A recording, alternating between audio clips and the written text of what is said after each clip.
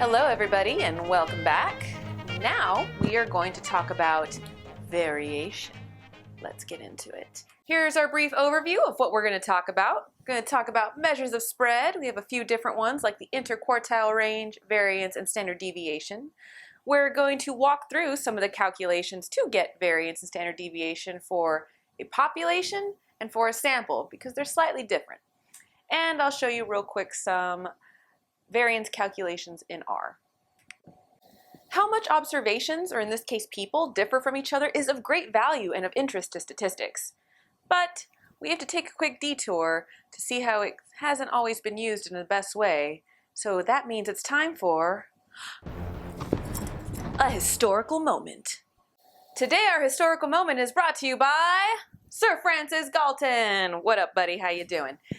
Sir Francis Galton, also the cousin of our good friend Charles Darwin, was a child prodigy, an adult statistician, psychologist, psychometrician, anthropologist, among many other things. He was fascinated by genetics and the idea that genius might actually be heredity. It was this interest that got him into measuring everything. He measured height, weight, IQs, birth order, race, fingerprints, and much, much more. He was considered the founder of psychometrics, which is the actual study of measuring things like personality and intelligence. Unfortunately, it was this interest in measuring all these differences that led to a new field of study called eugenics. If you're not familiar with eugenics, eugenics is this idea that you can improve the human race by encouraging those of good stock to go and breed, while discouraging, if not forcefully sterilizing, those of bad stock to prevent them from breeding. Eventually the Nazis kind of got wind of this a few decades later and were really into it. Yeah, and no. So this is our first egregious example of some people using statistics to back their own agenda, namely that racism was actually this founded scientific principle, which it is not. It's not. So let's move on. So let's get back to variability. So judging purely visually, which of these two groups do you think has more variability? Is it this group, where the hump is quite peaked and everybody's close to that average, or do you think it's group 2, where they're more spread out and pushed out away from that average? In this case, group 1 has less variability than group 2. All right, now we're going to look at something with some high variability. Let's pretend that I gave everybody in class some sort of a survey, scale of 0 to 10. How engaged are you with the class? So here on the x-axis, I have the level of engagement. And here is the proportion of students that answered that level of engagement.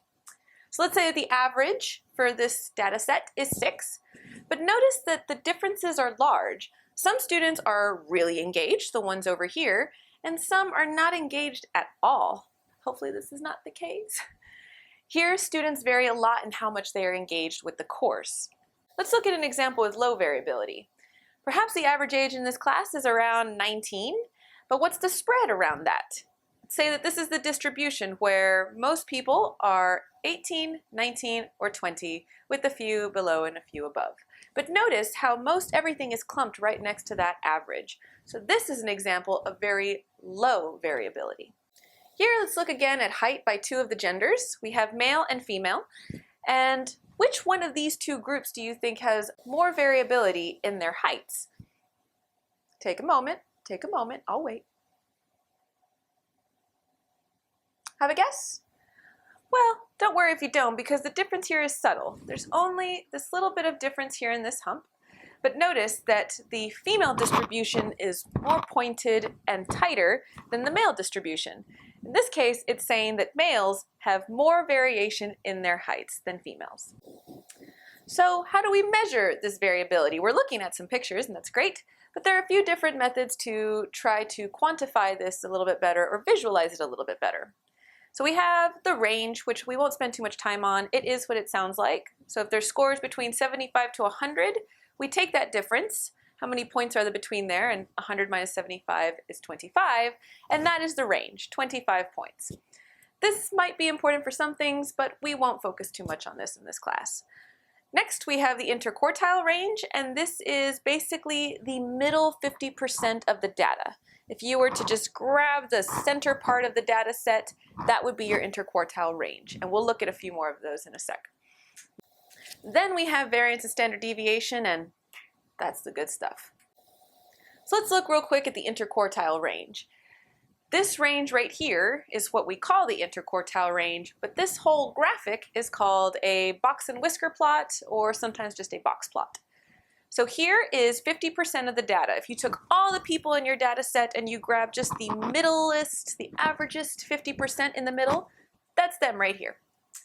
Over here we have 25% lowest values, and from this bar over here we have the 25% highest values. And this line right here in the middle is the median, which cuts the top 50% from the bottom 50% of the data. Also of note is you see all of these little dots here. Those are the actual people and the data points. So notice that there's a lot of them clumped right here. There's another 25% out here. And then the top 25% have a bit of variation, and there's even one outlier. So here are a whole bunch of box plots, and this is representing the amount of time it takes to run the 40-yard dash for different positions and football players. So just looking at this visually, which position do you think has the highest amount of variability in how fast their players can run the 40-yard dash? Meaning some players might run kind of slow and some might run it more fast. Which one do you think has the most amount of variability? To me, it looks like the linemen probably, maybe just not this group, but here are defensive tackles. It looks like some can run pretty quickly and some run a little bit slower.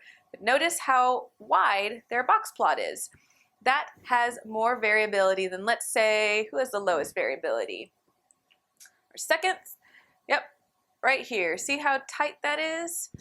So definitely our defensive tackles have way more variability, or the linemen have more variability than the secondary position. So in the last few examples, we saw how the level of engagement in this class varies a lot more than the average age of this class.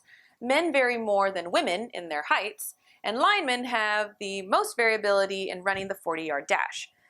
We could see that visually in the graphs, but we also want to quantify this and bring it down to just one solid average number. How do we quantify or figure out the average amount of variation in our data? Everyone take a deep breath. Calming, peaceful vibe, because here comes the math. It's gonna be okay, we got this. First, we are going to look at the calculations for variance and standard deviation for a population.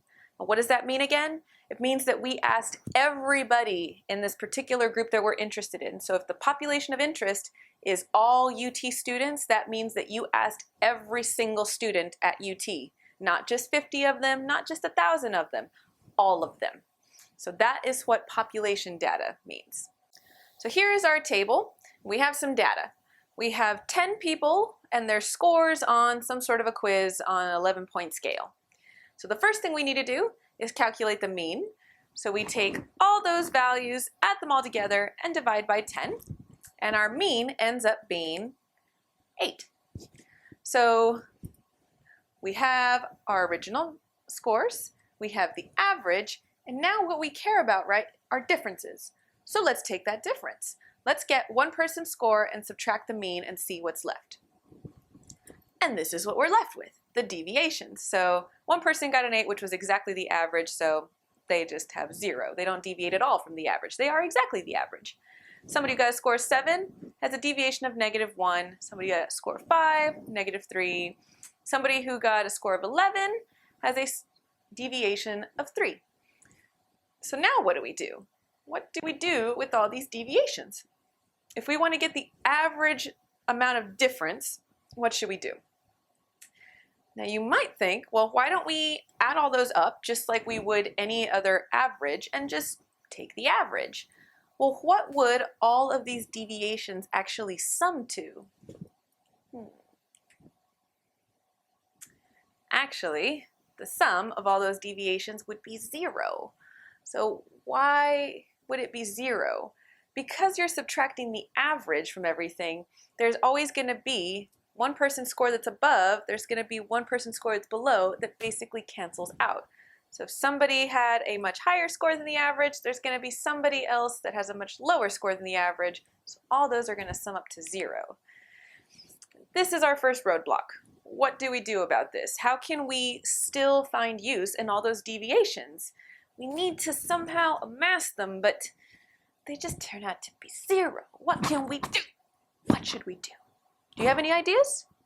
So let's think back to your old math classes. We want to keep the magnitude of these numbers. That magnitude and that difference, that weight, is very important to us. So what can we do to them to make sure that we still preserve their numberness? Because if we just add them all up now, they add up to 0. So one option is we can square them, right? Because anytime you have a negative number, you square it, it's positive, and positive number squared is just going to be a positive number. Then we can add all that up.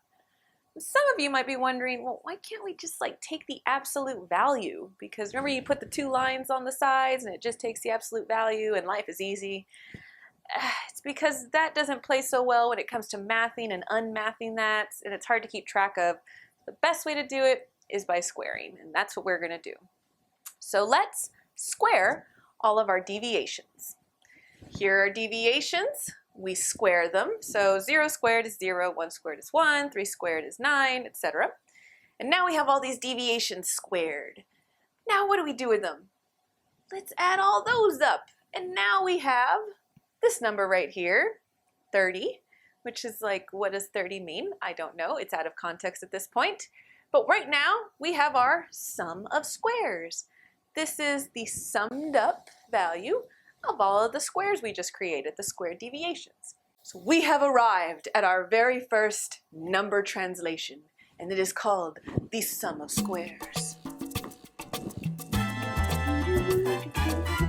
I know, it's amazing. It may not seem that amazing, but this is the first step in getting to that great number that we're looking for, that average amount of difference between people. So first we have this sum of squared thing that I know it looks a little ugly. So let's just go through it real quick. The sum of squares, SS, is equal to the sum of each score, each person's score, minus the average, squared. Now, remember, think back to PEMDAS, you don't just square everything at the end. You have to take one person's score minus the mean squared. You do that all the way down, and then you add them all up, and we have our sum of squares. We have the sum of all of our square deviations. Awesome. But we still want to try to get this number down to an average, some sort of average value of difference. What do you need to do to the summed up number to get an average? This is not a trick question. All we got to do is divide by n, just like you would to get an average. And in this case, our population size was 10. So we get our sum of squares, which was 30, and we're going to divide by 10, and we end up with 3.00, or just 3. It's good to take it out to 2 significant digits. And the symbol for this is sigma squared, and this means variance. But what number language is variance in? Is this in the original scale scores, the original quiz scores? No, it's not, because remember we were dealing with a bunch of squared deviations. So all the values were in this squared scale form. So they're in this other language of squaredness. And that's all well and good, and variance is great for other things we're going to do later, but I want to know what is the average amount of difference between all the people in the original number language that we were dealing with. And in this case, it was a quiz on a scale of 0 to 11. So how do I get this variance, which is in the squared language, back into the original language that we were dealing with, the original number language we were dealing with? What do we need to do to get it back to its original form? Nice and simple. This one's a simple step. All we got to do is take the square root of the variance, and now we have the standard deviation. Now, standard deviation is how much people, on average, differ or deviate, the standard amount of deviation, from that mean. And now this value is in the original scale again. So let's see what the standard deviation for our population data would be. Here we have our variance. All we're going to do is take the square root, and we end up with 1.73. So on average, the scores differ 1.73 points from the mean. Now, let's move on to an example where we're treating the data as if it came from a sample rather than the population, because there are a few differences.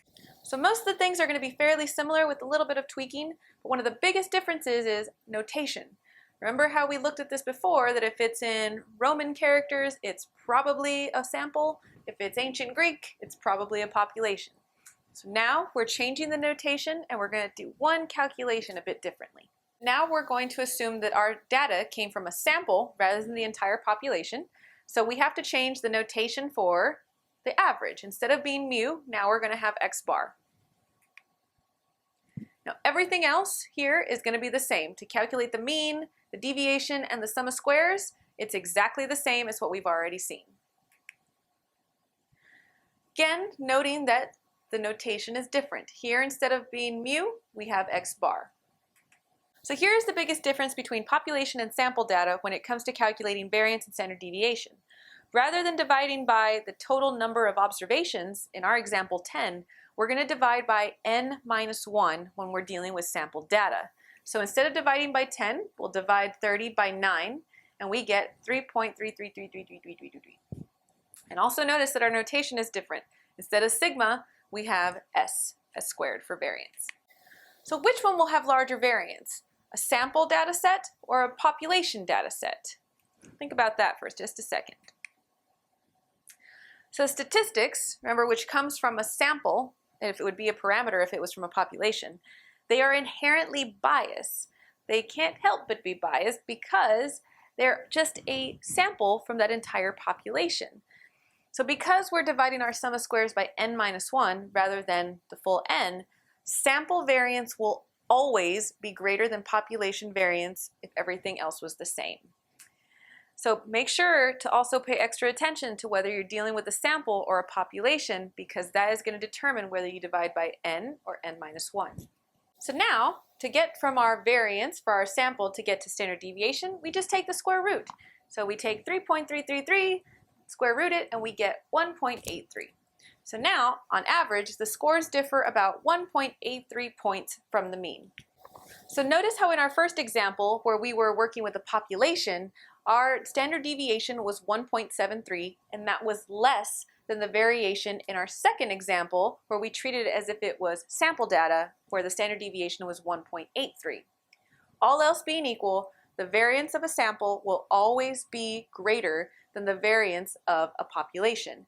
Again, it's because of that n minus 1. We're dividing by a smaller number, so we can't eat up everything on top. Again, the main difference between populations and samples is dividing those sum of squares by n minus 1 instead of n, and all of the notational differences. These are important. If you write the wrong notation, you might lose some points on an assignment. So make sure you have the correct notation, and you know if you're talking about a population or a sample. So how big is that average deviation? How big is a standard deviation of 2, or 34.5, or 4,927? Don't know. Is that a lot or a little? Or how would you know if a person's score of 47 was high, low, or exactly average? What other information do you need to answer these questions? To evaluate standard deviation or somebody's score relative to other people, we need to know the original scale and the mean. Like, surely there's got to be a better way. What could we do to the data to make it interpretable without being tied to that original scale? Next up, we're going to learn about the wonders of standardization. But first, we're going to take a quick little detour to some visuals. And I'll see you in that next one. You still here? We're going to do some variation in R real quick.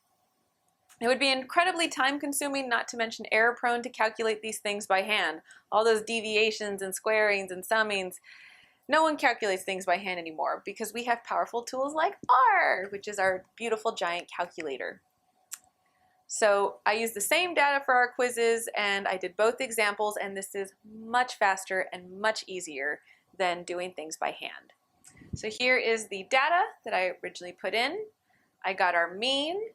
I got the length, which is basically telling me how many observations were there, which was 10. And here doing some magic, because R assumes that if you're ever asking for standard deviation or variance, you are dealing with a sample.